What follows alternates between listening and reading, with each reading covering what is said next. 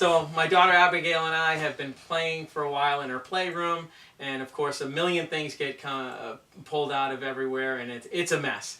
In about 20 minutes, my wife is coming home, and she is very particular about making sure things are put away. And can you think of something more difficult than getting a 6-year-old to pick up their playroom?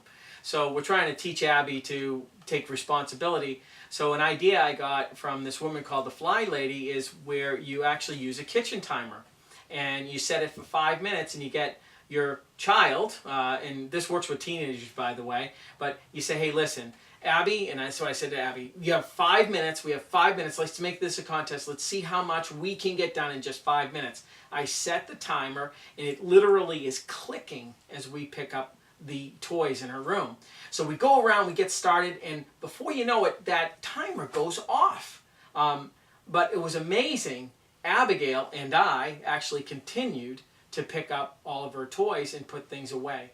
And we were done in about 10 minutes, but it was amazing. Once she had gotten into the activity and the action, I couldn't stop her. So let's use that same philosophy when we're working with salespeople. So often we ask them to do these tasks that just seem overwhelming and just something they don't want to get started. Maybe tomorrow they'll do it. Maybe it's making phone calls. Maybe it's doing more research on a prospect.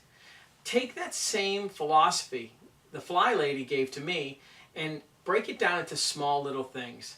Set a timer. Set it for 5 minutes. Say, I'm going to just take 5 minutes to prepare for this next appointment.